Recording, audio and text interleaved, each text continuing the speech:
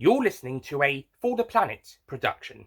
Doctor Who, Year of the Master, Part 2, Masterful Manager.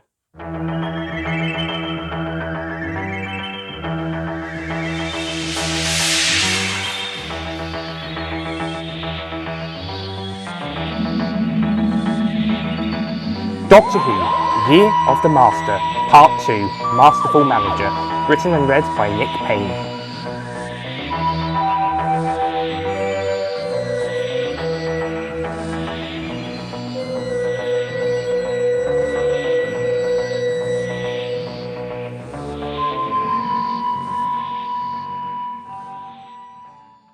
Well, that was a particular difficult gig, Sean Rocker said to his wife, Julie Rocker, as they both came off stage.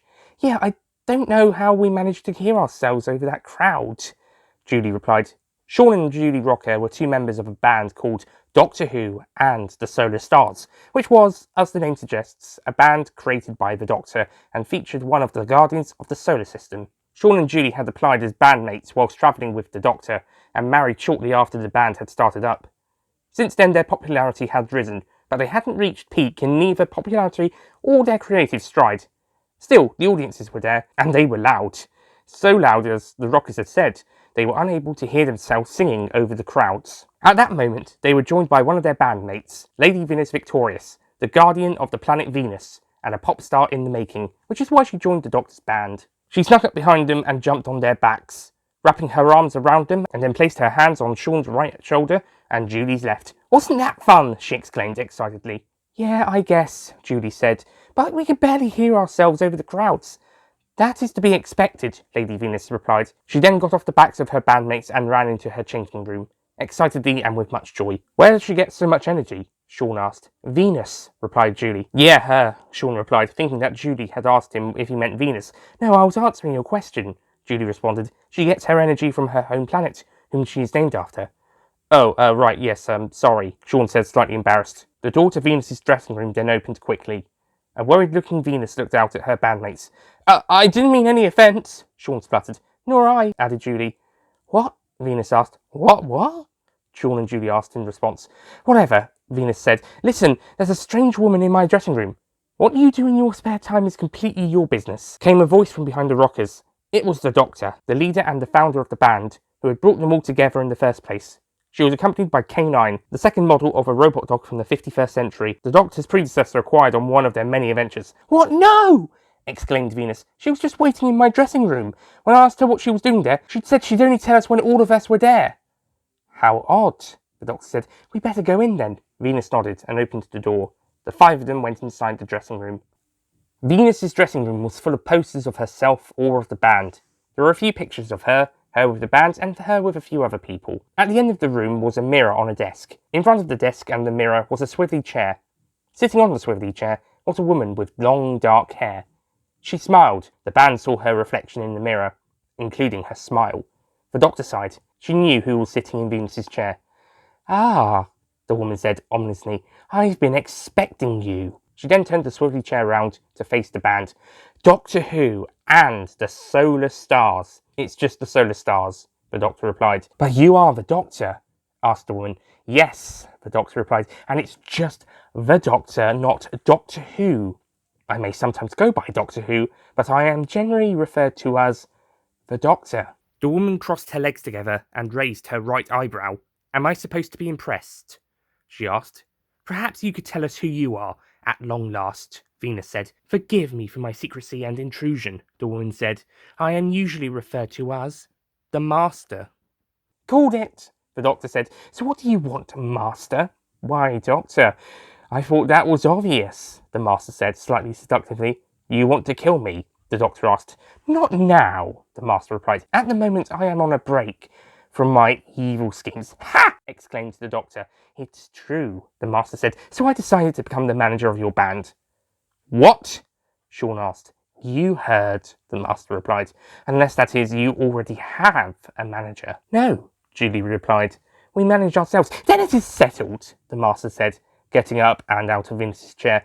"I'll see you tomorrow. Oh, and sorry for my intrusion, Venus." It's fine, I guess," Venus replied. The Master nodded and walked out of the room. She waved the back of her right hand and said good night to the band. Okay, I did not expect that, the Doctor said. A month later, the Master was the band manager and things were going pretty well for the band. More people were turning up to their gigs and there was an even larger crowd. More money was being made and the band was entering a peak of popularity. There was, however, one issue. The crowd was still too loud for the band members to hear themselves over. Whilst playing their instruments louder was not an issue, they struggled to hear their vocals. Soon they started to have a creative block as they felt they were unable to come up with new songs and tunes. Not being able to hear themselves perform the songs they had already made had affected their ability to come up with new ideas. That was until the Master intervened. The Master had taken to her new role as the manager very well. She knew she'd have a lot of responsibilities, yet she took to them like a fish to water, and revelled in it. But soon she started to become irritated by the lack of output and the creative block of the band. She decided to discuss it with the Doctor. "So what's going on, Doctor?" the Master asked. "Why are you guys in a creative stump?" "Thing is, Master," the Doctor replied, "we are unable to hear ourselves over the crowds. Because of that, we can't come up with anything new. We'd barely be able to hear ourselves anyway." She looked up at the Master, who was scowling. "From my perspective, it seems that you guys are getting your creativeness and the fact that you can't sing louder than your crowds cheer mixed up," the Master said. "I tell you what, I'll get all of you new microphones from Micronia, the best microphone shop this side of the Milky Way, and ask the crowds not to yell so loud next time. If I do all of that, will you guys and girls please try a little harder?" "Oh, very well," the Doctor said, "if it will make you happy." "It would," the Master responded, "but remember, it's your career that goes downhill if you don't pick up the pace." "Yours too," the Doctor responded. "Touché," the Master said, impressed, "but also the careers of your companions, "Yes, I'll see you later, Doctor." The Master headed to her TARDIS, which was disguised as, of all things, a piano. A piano, I tell you! The Master returned a few hours later. By this time, the Doctor, Sean, Judy, Venus and K9 had created a few new tunes and songs. "Thank goodness you guys and girls have finally been able to pull your own weight," the Master said. "Ah, Master," the Doctor said. "You have our new microphones, I presume?"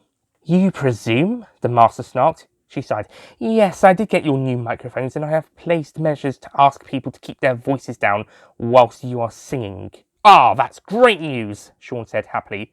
Julie smiled. "Indeed," she added. "Well, now with our new songs we can put on a great show next time we're live on stage," Venus said excitedly. "Why wait until you're on stage?" K9 asked. "You can record your new songs for your new album." Both the Doctor and Master were going to say all this, and they felt a little deflated. But Venus was full of energy. She, Sean and Julie were excited.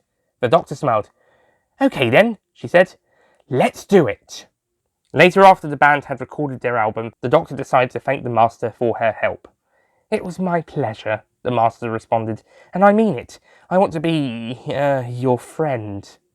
The Doctor wasn't sure if the Master meant it, but she decided to accept the Master's word. The Master soon proved she meant what she said, becoming an excellent manager to the band and helping them in difficult situations. It was actually nice to have the Master be a friend again, the Doctor thought.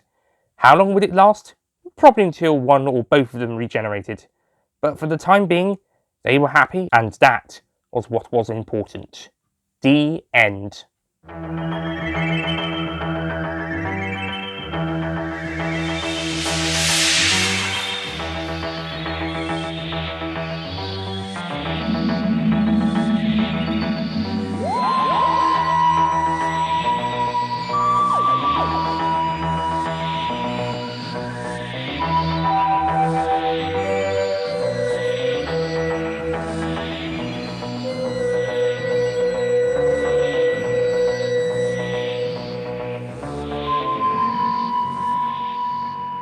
Next time, the Spy Master tries to make an uneasy alliance whilst the Spy Doctor investigates a murder on Earth, which appears to have been conducted by an alien. Are they connected?